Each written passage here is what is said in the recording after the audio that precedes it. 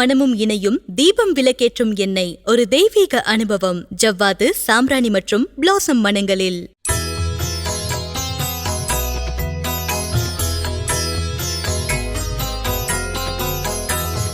சக்தி விகடன் நேயர்களுக்கு வணக்கம். இது தீபம் லேம்ப் ஆயில் வழங்கும் சக்தி விகடனின் ஜோதிட சங்கமம் ஆங்கில புத்தாண்டு பலன்கள் 2026. இந்த 2026ஆம் ஆண்டு மேஷராசிக்காரர்களுக்கு எப்படிப்பட்ட பலன்கள் எல்லாம் தரப்போகுது, எந்தெந்த விஷயங்கள்ல அவங்க கவனமா இருக்கணும், இப்படிப்பட்ட செய்திகளை நம்ம முதல்ல பாரதி ஸ்ரீதர் மேம்கிட்ட இருந்து ஆரம்பிப்போம். மேம், நீங்க சொல்லுங்க, இந்த 2026 என்ன பலன்களை வச்சிருக்கு மேஷராசிக்காரங்களுக்கு? மேஷராசிக்காரர்கள் முதல்ல பயப்படுறது அவங்களுக்கு 7.5 சனி வந்துருச்சு அப்படின்னு. ஸோ பொதுவாக இந்த 7.5 சனி விரைய சனி, நன்மையை தான் தருமே தவிர அவங்க பயப்படுற அளவுக்கு எதுவும் பெரிய அளவுக்கு பாதிப்புகள் கொடுக்காது. இந்த நடுத்தர வயதில் இருக்கிறவங்களுக்கு கண்டிப்பாக திருமண யோகத்தை கொடுக்கும்.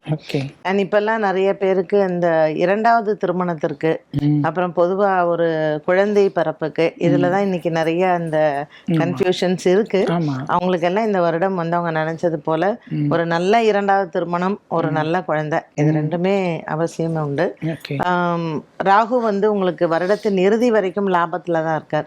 அதனால லாபத்துல இருக்கக்கூடிய ராகு உங்களுக்கு சில பதவி உயர்வு, இப்ப திருமணம் ஆனவங்களுக்கு நடுத்தர வயதுல இருக்கிறவங்களுக்கு பாத்தீங்கன்னா அவங்களுடைய பதவி உயர்வு, அப்புறம் விரும்பின இடத்திற்கு போறது, இது எல்லாமே அவங்களுக்கு நல்லபடியா இருக்கும். இன்னைக்கு காலகட்டத்துல அதிகம் பயப்படுறவங்க அமெரிக்கால வேலை செய்யறவங்க. அவங்களுடைய வேலை முதல்ல தங்குமா, அவங்களுடைய விசா பிரச்சனைகள் எப்படி இருக்கும் அப்படிங்கிறது. இதுல அஸ்வினி நட்சத்திரக்காரர்களுக்கு அதிக பாதிப்புகள் எதுவும் இருக்காதனால அவங்க பயப்பட வேண்டாம். பரணி கிருத்திகா நட்சத்திரக்காரர்களுக்கு சில இடையூறுகள் இருந்தாலும் இடையூறுகளுக்கு மிஞ்சி அதுக்கப்புறம் அவங்களுக்கான நன்மைகள் கண்டிப்பாக கிடைக்கும். பள்ளி பருவத்தில் இருக்கக்கூடிய மாணவ மாணவிகள் குறிப்பா இந்த 11th 12th படிக்கிறவங்க கொஞ்சம் நட்புகளோட சேர்ந்து இருக்கக்கூடியதை கொஞ்சம் கவனமாக இருக்கணும் ஜூன் மாதம் வரைக்கும்.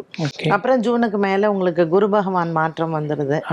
4ஆம் இடத்துல குரு வரக்கூடிய காலகட்டத்துல அவங்களுக்கு ஒரு நல்ல அவங்க மேல் படிப்பு போறதுக்கு, வெளிநாடு போய் படிக்கக்கூடிய மேல் படிப்பு, இது எல்லாமே அவங்களுக்கு சாதகமா இருக்கும். ஏன்னா குரு சந்திரன் வீட்டுக்கு வரும்பொழுது படிப்பு விஷயத்துல பயப்பட வேண்டாம். ஸோ ஜனவரியில இருந்து ஜூன் மாதம் வரைக்கும், மே மாதம் வரைக்கும் படிப்புல கொஞ்சம் அதிகமாகவே அவங்க கவனம் செலுத்த வேண்டும். பொதுவா இந்த 2026 எடுத்துக்கிட்டீங்கன்னா மேஷராசிக்காரர்களுக்கு ஒரு பயம் இருந்தாலும் கூட, சில கலக்கங்கள் இந்த விரையச்சனினால் ஏற்பட்டாலும் கூட பெரிதளவுக்கு அவங்களுடைய குடும்பமோ அவங்களுடைய தனிப்பட்ட வாழ்க்கையோ வேலையோ பாதிப்புகள் வராது. பரிகாரம் அப்படின்னு பார்க்கும்பொழுது அவங்க சக்கரத்தாழ்வார பிரதட்சணம் பண்றது நல்லது. இது டியூஸ்டேயும் பண்ணலாம், சாட்டர்டேயும் பண்ணலாம். ஓ, சிறப்பு சிறப்பு சிறப்பு. கார்த்திகேயன் சார், நீங்க சொல்லுங்க, மேஷராசிக்காரங்க இந்த வருஷம் இதை செய்யவே செய்யாதீங்கன்னா எதை செய்யக்கூடாது, கண்டிப்பா செய்யுங்கன்னா எதை செய்யணும்? மேஷராசி எதா இருந்தாலும் தைரியமா ஃபேஸ் பண்ணுவாங்க, எதிர்த்து நிற்பாங்க. யாரா இருந்தாலும் ஜெயிக்கக்கூடிய வல்லமையும் ஆற்றலும் அவங்களுக்கே உரித்தானது. ஆனால் இந்த முதுகில் குத்துறப்ப, இந்த துரோகம் பண்ணுறப்ப, எனக்கு தெரியாமல் பின்னாடி இருந்து என்னை காலை வாரி விட்டாங்க சார், இப்படி சிக்கிக்கொள்ளக்கூடிய அமைப்புங்கிறது கவனமாக இருக்கும். கூட இருக்கிறவங்க கிட்ட ரொம்ப எச்சரிக்கையாக இருக்கணும் இந்த காலகட்டத்தில். இன்னொன்று, கால் பாகம் கொஞ்சம் அடிபடும். காலில் அடிபட்டுருச்சு, நெகமாவது பேந்துருச்சு, விரல் அடிபட்டுருச்சு, காலில் ஒரு சின்ன சர்ஜரி ஆகிடுச்சு, காலில் ஒரு தையல் போட்டுட்டாங்க, கால் ரொம்ப வலிக்குது. இது வயதுக்கு தகுந்த மாதிரி இந்த பாதிப்பு அப்படிங்கிறது இந்த காலகட்டத்தில் இருக்கும். டாப் அப் லோன் கண்டிப்பாக வாங்குவாங்க.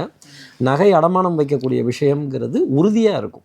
அப்போ நகை அடமானம் வச்சுட்டு அதை எடுத்து கொண்டு போய் ஒரு வாகனம் வாங்குறதோ, வீடு மாடி கட்டுவதோ, செப்டிக் டேங்க், சாக்கடை, சிங்க்கு, மாடி படிக்கட்டுகள் இது பண்ணுறதோ மேஷராசினருக்காக ஒரு பலனாகவே நீங்கள் பார்க்கலாம். வேணானே சொல்லிகிட்டு இருப்பாங்க, இல்லை ஒரு கட்டிட நிர்பந்தம், இதை செய்து தான் ஆகணும், இதை செய்யக்கூடிய ஒரு நிலை அப்படிங்கிறது மேஷராசினியர்களுக்காக கண்டிப்பாக இருக்கும்.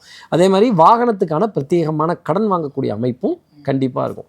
தங்கம் போய் தகரம் வந்துச்சு அப்படின்னு சொல்கிற நிலைமை மேஷராசினியர்களுக்காக இருக்கும்.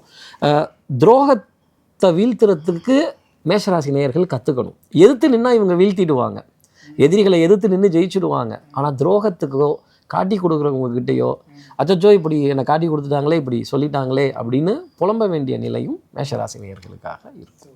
அதனால பழகிறவங்க கிட்ட நம்ம கொஞ்சம் ஜாக்கிரதையா பழகணும்.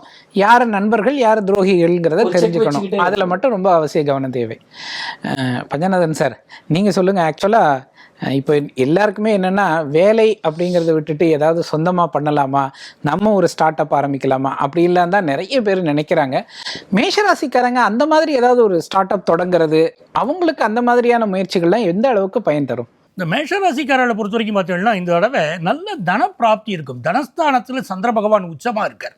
ஸோ எந்த ஒரு முயற்சியிலும் துணிஞ்சு இறங்கலாம். முதல்ல இவர்களுக்கு எப்படின்னா, தொழிலை குறிக்கக்கூடியவர் வந்து சனி பகவான். மேஷராசிக்காரர்களுக்கு அவர் 7.5 சனியாக பிடிச்சிக்கிறார்.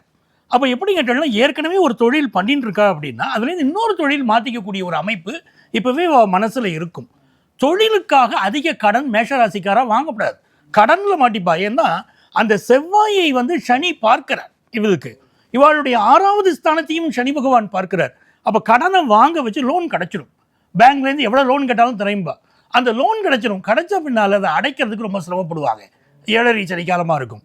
அப்போ இவர்கள் வந்து கடன் வாங்குவதில் கொஞ்சம் கவனமாக இருக்கணும். புதிய தொழில் துவங்குகிற போது கொஞ்சம் எச்சரிக்கையாக அவர்கள் இருக்கணும். அதிக முதலீடு போட்டு துவங்கக்கூடாது. இப்போ வந்து அந்த குரு பகவான் வந்து இந்த ஆண்டு நவம்பர் டிசம்பர் மாதங்களில் பஞ்சமஸ்தானத்துக்கு வர்றார். பாக்கியஸ்தானத்தை பார்க்குறார். அந்த காலகட்டத்தில் தொழில் துவங்கலாம். இவர்களுக்கு ஒரு ஐடியா சொல்லணும் இல்லையா, எப்போ தொழில் துவங்கினால் நன்றாக இருக்கும். அப்போ கேது இப்போ இருக்கிறதுனால இவளுக்கு வந்து சில ப்ராப்ளங்கள் இருக்கும். குரு அந்த ஸ்தானத்துக்கு வந்த பிறகு இவர்கள் அந்த காலகட்டத்தில் தொழில் துவங்கினால் நல்லா இருக்கும். இப்போ இந்த குருவுடைய பயிற்சி என்பது உங்களுக்கு மிதுனம், கடகம், சிம்மம் 3 ஸ்தானங்கள் அமைகிறது. ரொம்ப கவனமாக பார்க்கணும். தனகாரகனுடைய இந்த பயணம் என்பது நம்ம கவனத்தில் எடுத்துக்கொள்ள வேண்டியது. ஏற்கனவே இப்படி இருக்கிற போது தான் நம்ம நாட்டில் வந்து ஏற்கனவே கொரோனா ப்ராப்ளங்கள் ஏற்பட்டது. அது மாதிரி நோய் தாக்கங்கள் இருக்கக்கூடிய ஒரு அமைப்பும் இந்த ஆண்டு இருக்குது. அதில் கவனமாக நம்ம இருந்துக்கணும். அதே மாதிரி இந்த தொழில் துவங்கக்கூடிய விஷயங்களில் அந்த குரு பகவானுடைய இந்த அமைப்பு 5வது ஸ்தானத்துக்கு வரதுக்கு முன்னால் தொழில் துவங்க இவர்கள் அவசரப்படக்கூடாது. வேலைக்கு போகிறவங்க இருக்காங்க பாருங்க, அவங்களுக்கு வேலை மாற்றம் ஏற்பட்டே தீரும். அதில் எந்த சந்தேகமும் இல்லை, வேலை மாற்றம் ஏற்பட்டே தீரும். அப்பாவுடைய உடல் நலத்தில் கொஞ்சம் அதிக அக்கறை எடுக்கணும். ஏன்னா இந்த சூரியனை வந்து சனி பார்க்கிறார் பாருங்க, 7.5 சனி வாழை பிடிச்சிக்கிறதுனால அப்பாவுடைய உடல் நலத்தில் அதிக அக்கறை எடுத்துக்கணும். பொதுவாக இந்த ஆண்டு எனக்கு தொழில் நல்லா இருக்கணும், வேலை நல்லா இருக்கணும், எல்லா வகையிலும் நல்லா இருக்கணும்னா அஸ்வினி நட்சத்திரத்துக்காரர்கள் சரஸ்வதியை நமஸ்காரம் பண்ணணும். பரணி நட்சத்திரத்துக்காரர்கள் வெள்ளிக்கிழமையில துர்க்கையை நமஸ்காரம் பண்ணணும். கிருத்திகை நட்சத்திரத்துக்காரர்கள் பிரதோஷ வழிபாட்டில் கலந்துக்கணும், சிவனை வழிபடணும். அப்போ எல்லா நன்மைகளும் நடக்கும். இமீடியட்டா உடனே 3 பேரும் மேஷராசிக்காரர்களுக்கு எத்தனை மதிப்பெண்கள் உங்ககிட்ட இருந்தே தொடங்குறேன் சார்? மேஷராசிக்காரர்களுக்கு அவர்கள் வாழ்க்கை முறைக்கு 75% மதிப்பெண் கொடுக்கலாம்.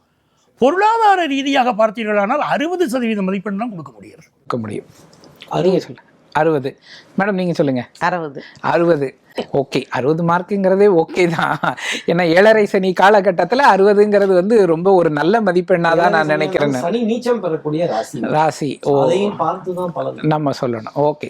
வரக்கூடிய ஆண்டு எல்லாருக்குமே ரொம்ப சிறந்த ஆண்டாக அமைவதற்கு சக்தி விகடன் சார்பில் என்னுடைய வாழ்த்துக்களை தெரிவிச்சுக்கிறேன். இது தீபம் லேம்ப் ஆயில் வழங்கும் சக்தி விகடனின் ஜோதிட சங்கமம் ஆங்கில புத்தாண்டு பலன்கள் 2026. ஒளியும் மனமும் இணையும் தீபம் விளக்கேற்றும் எண்ணெய் ஒரு தெய்வீக அனுபவம். ஜவ்வாது, சாம்பிராணி மற்றும் பிளாசம் மனங்களில்.